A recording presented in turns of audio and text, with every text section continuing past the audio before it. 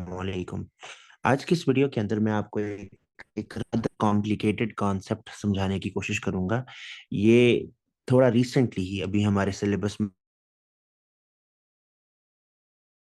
पास papers के अंदर recently add हुआ, थोड़ा सा कॉम्प्लिकेटेड भी है।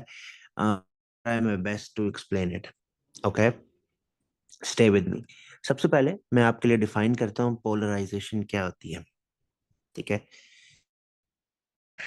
Conversion of multi planar transverse waves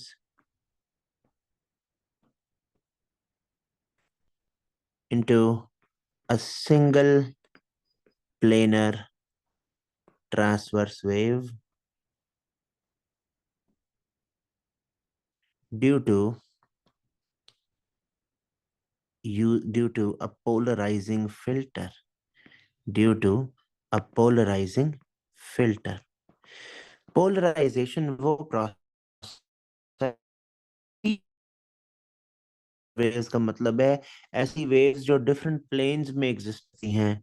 और ट्रांसवर्स का लफ्ज मैंने इसलिए इस्तेमाल किया है बिकॉज ट्रांसवर्स वेव्स वो सिर्फ वो टाइप ऑफ वेव्स हैं जो कि पोलराइज हो सकती हैं। Longitudinal waves can not be polarised. Longitudinal waves can not be polarised. अच्छा, मैं जरा समझाता हूँ, अभी थोड़ा सा कॉम्प्लिकेटेड है, just stay with me, stay patient. Into a single planar transverse wave use by using a polarising filter. ध्यान से देखिएगा, ये मेरे पास एक रोप है, रस्सी है। इस रस्सी को मैंने एक रिजिड सरफेस से कनेक्ट करके रखा है। अगर मैं दूसरे एंड से इस रस्सी को पकड़ के ऐसे ऊपर, फिर नीचे, फिर मीन पोजीशन से भी नीचे, फिर वापस मीन पोजीशन की तरफ मूव करूं, तो I will and up creating a transverse wave in this रोप। अगर मैं सोर्स को कॉन्स्टेंटली इस तरीके से वाइब्रेट कर रहा हूं, I will and up creating a transverse wave. This will be the direction of the transverse wave. Direction, right now this wave is traveling in an xy plane। XY plane hopefully आप समझते होंगे। That means this wave has a vertical part and it also has a horizontal part. The wave is right now present in a vertical plane. Right now the wave is present in a vertical plane. Plane कहते हैं किसी flat surface को, vertical plane। आपको पता है हमारे पास 3 dimensions होती हैं जी। एक है x, एक है y, एक है z। राइट नाउ ये जो वेव मैंने बना के दिखाई है पर्पल से, it's present in the X Y plane like this. That means the wave is towards right and also the particles are vibrating up and down, so this kind of creates a flat surface जिसमें ये wave मौजूद है। now what if यही source मैं ऊपर नीचे move करने की बजाय ऐसे into the plane of the paper and out of the plane of the paper move करूं? If the same source is moved this way, we will end up creating a wave that will be present in a horizontal plane. Like this. The red wave is present in the XZ plane, which is going to be the horizontal plane. Again, plane कहते हैं किसी flat surface को। आप देखें, 2 dimensions involve हो गई हैं, एक एक्स की डायमेंशन और एक जी की डायमेंशन। इसीलिए जो ट्रांसवर्स वेव्स होती है हम उनको प्लेनर वेव्स भी कहते हैं। That means they lie in a plane. Planar waves. Planar waves का मतलब है कि इन वेव्स की क्रिएशन के लिए 2 डायमेंशंस इन्वॉल्व होंगी कोई सी भी। अगर मैं यहाँ पर इसी सोर्स को, now I am representing with blue, अगर मैं ऊपर नीचे या बैक एंड फोर्थ की बजाय किसी एंगल पर ऑसिलेट करवाऊं, तो I will and up creating a wave that will have a different angle. Wave किसी और प्लेन में क्रिएट होगी। आप नोटिस कर सकते हैं यहाँ पर ये जो ब्लू वाली वेव मैंने बनाई है, ये एक स्लांटेड प्लेन पर है। ना तो ये प्लेन वर्टिकल है, ना ही ये प्लेन हॉरिजॉन्टल है। The wave is being created in a slanted plane. ऐसी लाइट जो कि डिफरेंट प्लेन्स में ट्रैवल करती है, हम उसको अनपोलराइज्ड लाइट कहते हैं। देखें, अगर इसी सोर्स को मैं ये ग्रीन वाली डायरेक्शन में मूव करूं कुछ इस तरीके से, I will end up creating another messy wave that would look like this. The diagram is getting messy, I understand, but I'm trying to make this point that waves can be created in multiple planes. So a source that is able to vibrate in different planes, it ends up creating different waves of different planes. तो यहाँ ये जो मैंने आपको बना के दिखाया जिसमें से बहुत सारे एरोज बनते हुए नजर आ रहे हैं, this is a source that creates unpolarised light, unpolarised light या फिर अनपोलराइज्ड वेव्स। नाउ इनमें से किसी एक प्लेन वेव की सिलेक्शन को हम प्लेन पोलराइजेशन कहते हैं या पोलराइजेशन कहते हैं शॉर्ट फॉर्म में। अब ये बहुत सारी प्लेन की वेव्स हैं, इनमें से किसी एक प्लेन की सिलेक्शन को हम पोलराइजेशन कहेंगे। ओके, मैं एक छोटी सी ब्रेक लेता हूँ, देखता हूँ क्या मेरी अभी तक की बातें आपको सब समझ आई हैं या नहीं।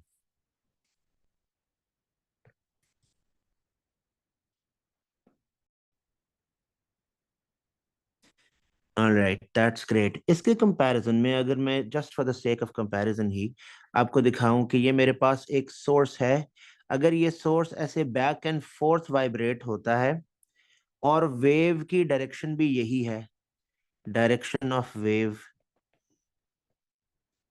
आप नोटिस करें कि ये जो सोर्स मैंने यहां दिखाया है S, it is only vibrating in the x dimension, right.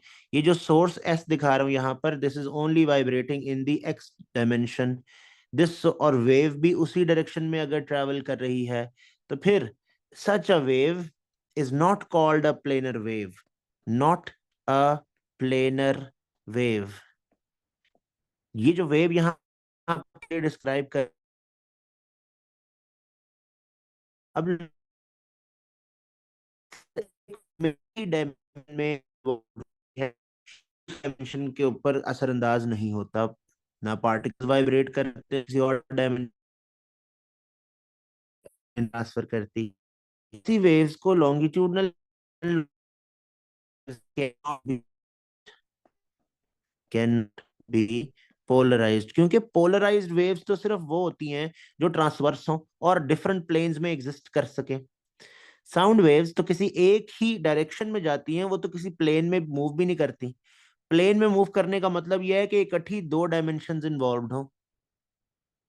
Okay, now imagine this is a multi-planar source that I have.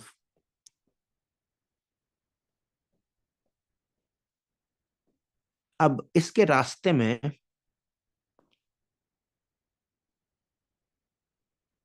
मैं एक ऐसा फिल्टर लगाता हूं, उस फिल्टर के अंदर सिर्फ वर्टिकल स्लिट्स मौजूद हैं, वर्टिकल स्लिट्स। जी, this is an unpolarized light source.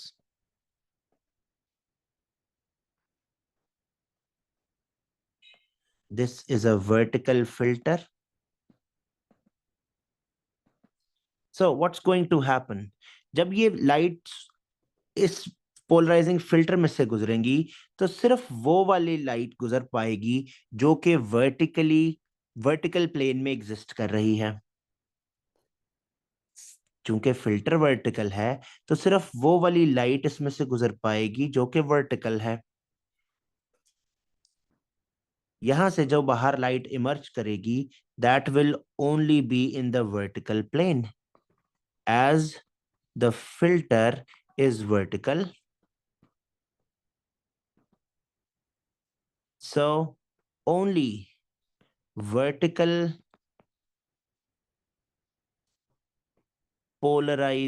vertically polarized light emerges.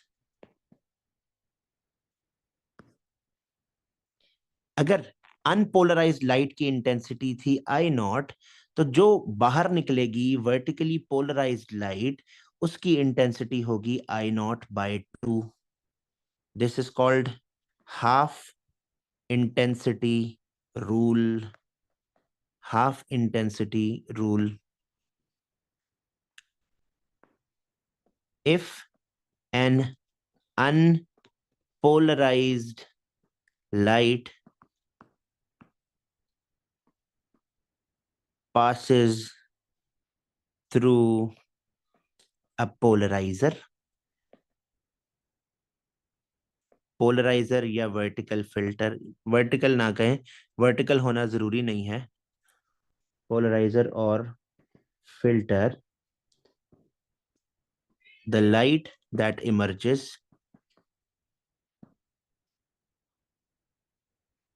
only has half the intensity. इसकी आपको एक छोटी सी एग्जांपल देता हूं. अगर आपको सन ग्लासेस पहनने का शौक है, तो आप जैसे ही सन ग्लासेस पहनते हैं तो आपको ऐसा लगता है ना जैसे बादल से आ गए हैं, धूप कम हो गई है. वो इसलिए क्योंकि सन ग्लासेस का जो शीशा होता है वो एक तरह का फिल्टर होता है, जिसको हम साइंटिफिक जुबान में पोलराइजर कहते हैं. तो जो भी सन से आने वाली लाइट होती है वो अनपोलराइज्ड होती है. दैट मीन्स वो मल्टीपल प्लेन्स में एग्जिस्ट कर सकती है. तो जब आप उसे एक पोलराइजर यानी आपकी जो सन ग्लासेस हैं उसके शीशे में से गुजारते हैं, तो वो शीशा सन की इंटेंसिटी को हाफ करके आपकी आंखों तक पहुंचाता है. दैट मीन्स पहले जितनी एनर्जी पर यूनिट एरिया या पर यूनिट टाइम यानी जितनी इंटेंसिटी आपकी आंखों तक पहुंच रही थी, अब उतनी इंटेंसिटी आपकी आंखों तक नहीं पहुंचती. मैंने तो यहाँ पर ये वर्टिकल फिल्टर रखा है. अगर हम वर्टिकल फिल्टर की बजाय हॉरिजॉन्टल रखते हैं तो फिर सिर्फ हॉरिजॉन्टल वाली बाहर आएगी, वर्टिकल वाली वेव्स बाहर नहीं आ सकेंगी. We take a little break here and see if everything is understandable so far or not.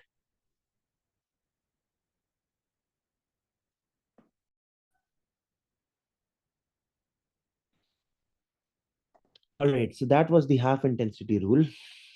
Unpolarized light filter में से गुजरे, जो इमर्ज होती है वो हाफ इंटेंसिटी होती है सिर्फ. अब मैं आपको बताने वाला हूँ.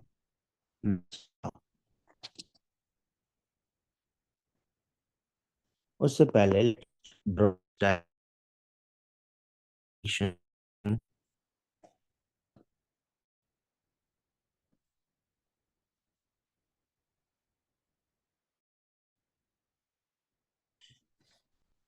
मेरे पास जो कि unpolarised light they, unpolarised light.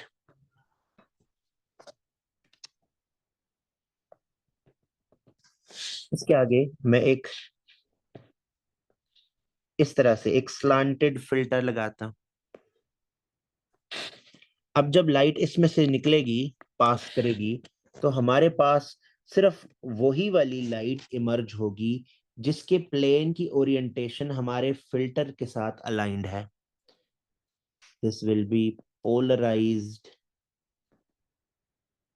Let's say this is the vertical axis, this is the angle theta.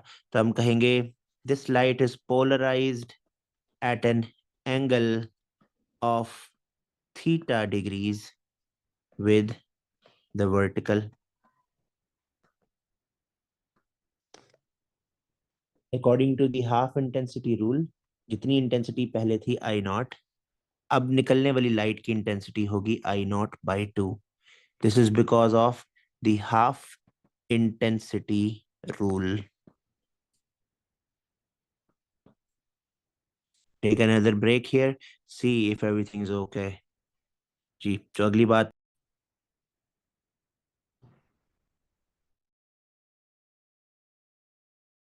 यही कह रहा था कि किसी लाइट सोर्स से आने वाली लाइट बहुत सारे प्लेन्स में एग्जिस्ट करती है, इन्फिनिट प्लेन्स में एग्जिस्ट कर सकती है. तो हर प्लेन का कोई ना कोई वर्टिकल पार्ट होगा. सिवाय वर्टिकल वाले का, वो तो सारे ही वर्टिकल प्लेन की वेव होगी ना, और हॉरिजॉन्टल वाले की उसके पास कोई वर्टिकल प्लेन की वेव नहीं होगी. बाकी किसी भी प्लेन में वेव होगी उसके वर्टिकल और हॉरिजॉन्टल कंपोनेंट्स होते हैं। अगर उसके आगे वर्टिकल फिल्टर लगाया गया है तो सारे प्लेन्स की वर्टिकल कंपोनेंट्स पास कर जाएंगे, हॉरिजॉन्टल वाले सारे बैलेंस आउट सारे एब्जॉर्ब हो जाएंगे, इसलिए इंटेंसिटी एग्जैक्टली हाफ हो जाती है। ओके, नाउ मैं अब आपको बताना चाहता हूँ malice law. Malice law, MALUS apostrophe और मैल, एस के बाद अपोस्ट्रोफी का मतलब ये कि में भी एक एस था। मैलस का कानून है ये, malleus is law. When polarized light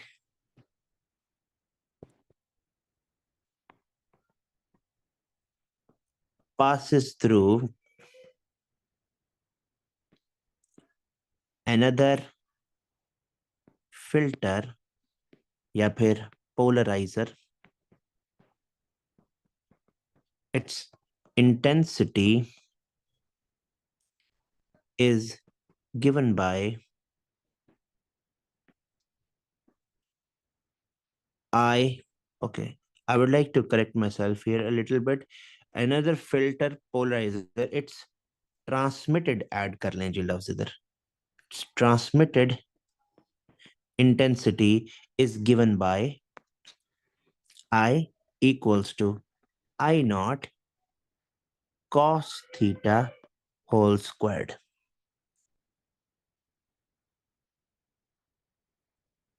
malleus law के अंदर ये जिस फिल्टर की मैं बात कर रहा हूं इसको हम एनालाइजर कहते हैं।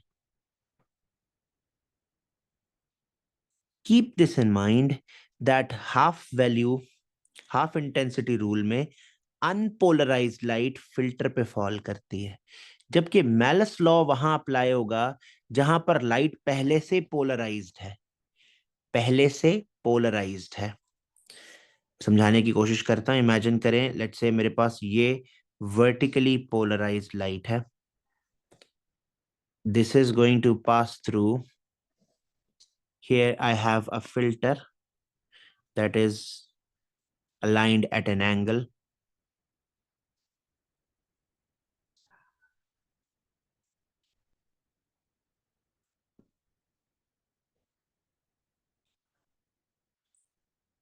ये एक वर्टिकल लाइन बना के दिखा रहा हूँ, और जो दूसरा वाला पोलराइजर है, ये जो मैंने यहाँ पर्पल से बना के, एक तो इसके पीछे कहीं होगा ना ऐसे वर्टिकली पोलराइज करने के लिए। अब हम उसकी बात नहीं कर रहे, अब हम बात कर रहे हैं कि ऑलरेडी एक पोलराइज्ड लाइट एक फिल्टर पे फॉल करती है, और उस फिल्टर में भी इस तरीके से स्लिट्स मौजूद हैं। ये जो डॉटेड लाइन मैंने यहाँ दिखाई है आपके लिए, this dotted line is actually a vertical reference line, vertical reference line. जो ये दूसरा फिल्टर जिसको अब हम एनालाइजर कह रहे हैं, इस एनालाइजर का इस वर्टिकल रेफरेंस लाइन से जो एंगल है ना, दैट इज थीटा। अब ये जो लाइट है, पोलराइज्ड लाइट, इसकी इंटेंसिटी को अब हम आई नॉट कह देते हैं। That goes on and falls on a filter, और फिर अब जब पोलराइज्ड लाइट दोबारा से एक फिल्टर में से पास करेगी, now it's not going to stay in the vertical plane. Now, the wave that will be transmitted, it's going to have a plane that aligns with the plane of the analyzer. That means ये जो अब wave इसमें से transmit होगी ना, वो भी एक एंगल थीटा पर पोलराइज हो चुकी होगी। वो एंगल थीटा वही है जो कि उसके एनालाइजर यानी दूसरे इस फिल्टर का है। जो वर्टिकल के साथ लेट से अगर एंगल 20 बना रहा था, तो अपने अंदर से जब वो वेव गुजारेगा तो वेव फिर से पोलराइज होगी, और वो वेव भी वर्टिकल से 20 डिग्री पे ही पोलराइज होगी। अगर मैं इस एनालाइजर का एंगल बढ़ा दूं तो जो वेव इसमें से ट्रांसमिट होगी उसका भी एंगल बढ़ता जाएगा। हाफ इंटेंसिटी रूल में पहले से अनपोलराइज्ड लाइट एक फिल्टर पे फॉल करती थी, वहां इंटेंसिटी हमेशा हाफ होती है। यहां पर वेव पहले से पोलराइज्ड है, अब वो आकर एक और फिल्टर पे फॉल कर रही है। अब जब दूसरे फिल्टर में से ट्रांसफर होगी तो वो फिर से एक दफा पोलराइज होगी उसी एंगल पर जिस एंगल पे उसका फिल्टर अलाइंड है। यहां पर आई not is the incident intensity, and theta is the angle that filter angle that the axis of the filter makes with vertical, या थोड़ा और इम्प्रूव कर देते हैं, makes with the plane of incident light। यहां से जो लाइट आके फॉल कर रही थी वो वर्टिकल में थी। ये जो थीटा है ये उस फिल्टर के एक्सिस का एंगल है as compare to the angle of the plane of the incident light. एक छोटी सी एग्जांपल अभी आपको और देता हूँ, डोंट वरी, अभी तक मुझे बताइएगा सब कुछ समझ आ रही है या नहीं।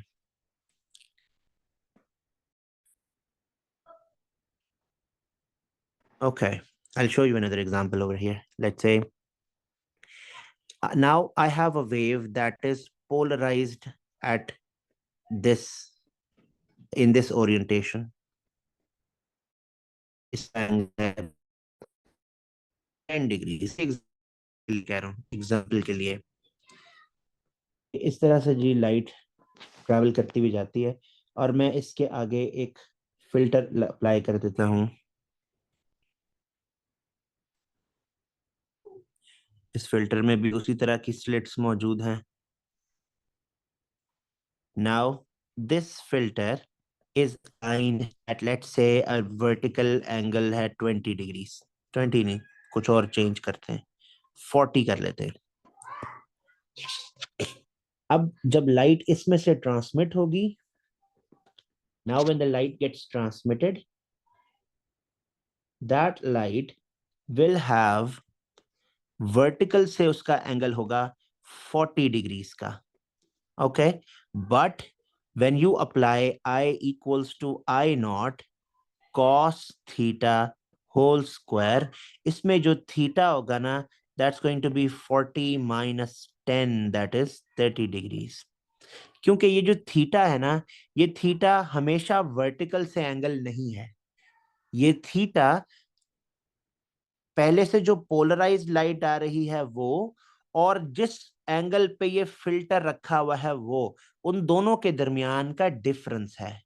सो when you apply the Malus law which is I equal to I naught cos theta whole square, इसमें थीटा की जगह पर वर्टिकल से एंगल 40 नहीं डालना, एंगल डालना है जो वेव ऑलरेडी पोलराइज्ड है वो, और प्लेन ऑफ द फिल्टर, इन दोनों के दरमियान में जो एंगल का डिफरेंस है वो इसमें सब्स्टिट्यूट किया जाएगा।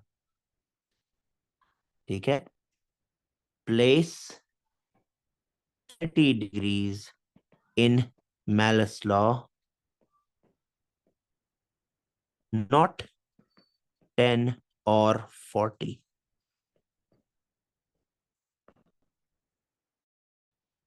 All right, we take a little break and see if everything's okay so far.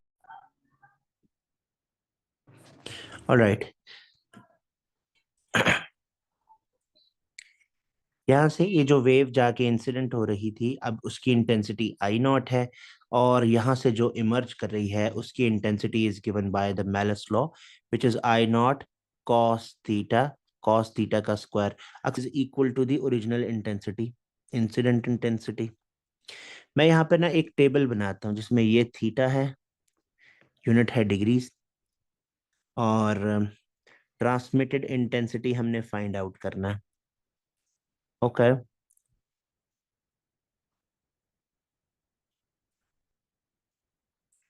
I equals to I naught cos theta whole square. Theta की डिफरेंट वैल्यूज लेते हैं, 0, 90, 180, 270, 360। जब मैं थीटा की जगह पर 0 सब्सटीट्यूट करता हूँ, कॉस ऑफ 0 क्या होता है? 1। तो I will be equal to I naught into 1 का square. So in this case, the transmitted intensity IT is equal to I naught। यानी जब थीटा 0 था उस वक्त ट्रांसमिटेड इंटेंसिटी है I नॉट के बराबर।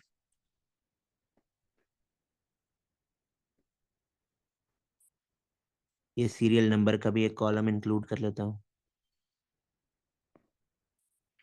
जब थीटा की वैल्यू हो 90, IT transmitted intensity is equal to I naught cos of 90, इसका स्क्वायर कर लें। तो ये remember, cos of 90 is what? It's 0. So in this case, the transmitted intensity is going to be equal to I naught into cos of 0, sorry, cos of 90 is 0 और फिर उसका square होता है 0। That means in this case, the transmitted intensity will be 0. Now for number 3, when theta is equal to 180, transmitted intensity equals to I naught cos of 180 इसका square. जरा बताइएगा cos of 180 क्या होता है? What is cos of 180?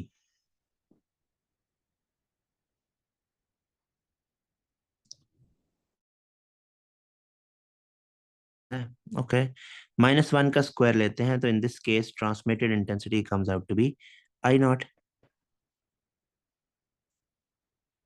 Number 4 check करते हैं। IT equals to I naught cos of 270।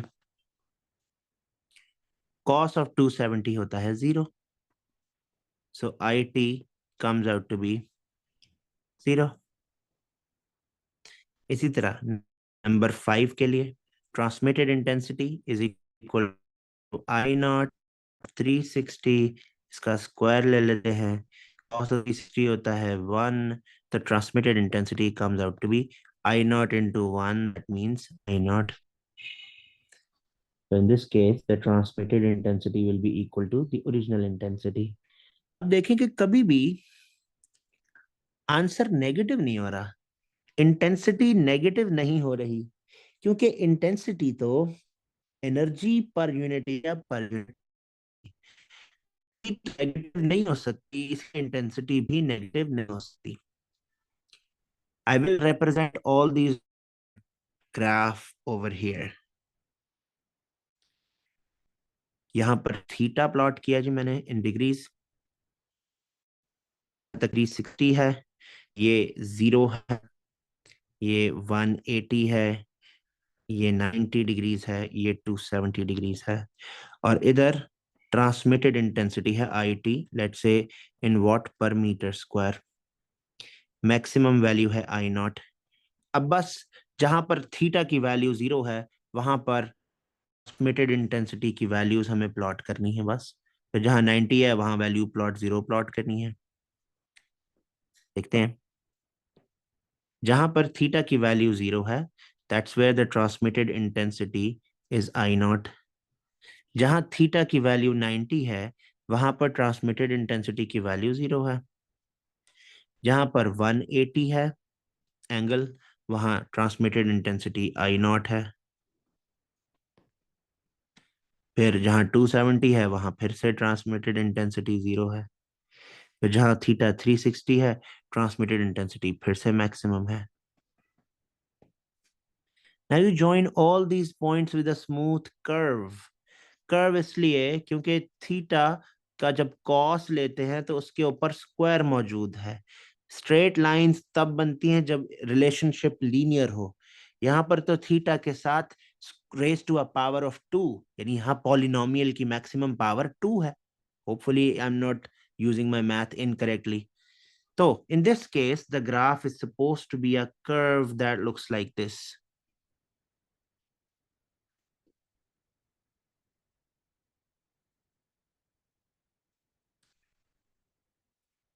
This, everyone, ladies and gentlemen, is the graph of transmitted intensity that is constructed as the angle theta changes from 0 till 360. We take a little break and address your problems here.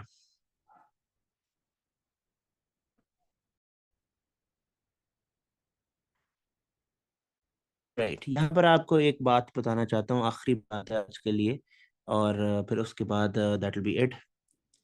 आप notice करेंगे कि यहाँ पर अगर मैं कोई एक arbitrary value लूँ, आर्बिट्ररी मतलब होता है रैंडमली जो मर्जी मेरी दिल में जो वैल्यू आती है मैं वो चूज करता हूँ।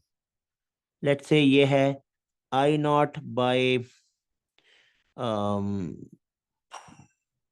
5 I0/6, ऐसी एक रैंडम वैल्यू मैंने ली, मैक्सिमम इंटेंसिटी की एक रैंडम वैल्यू मैंने चूज की।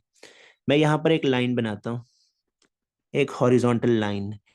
इस लाइन की equation equals to 5 times of I0/6। आप नोटिस करें कि ये इंटेंसिटी एंगल की 4 अलग-अलग वैल्यूज पे यही इंटेंसिटी है। जहां पर एंगल की ये वैल्यू थी, लेट्स कॉल इट x1। जहां पर एंगल की ये वैल्यू थी, लेट्स कॉल दैट x2। जहां पर एंगल की ये वैल्यू थी, let's call that x3, and let's call this x4। एक रैंडम सी जो मेरी मर्जी की कोई एक इंटेंसिटी थी, मैंने वो सिलेक्ट की। तो मैंने ग्राफ पे से देखा कि x की 4 अलग-अलग वैल्यूज मुझे एग्जैक्ट यही इंटेंसिटी देती हैं। दैट मीन्स अगर मैं ये जो मेरा फिल्टर है, मैं इसको पूरा 360 डिग्री रोटेट करूँ ना, तो इंटेंसिटी की हर वैल्यू मुझे 4-4 दफा नजर आएगी। यानी 4 एंगल की वैल्यू पे वही इंटेंसिटी की वैल्यूज नजर आएंगी। कैसी खूबसूरत बात है। मेरी बात समझ रहे हैं सारे?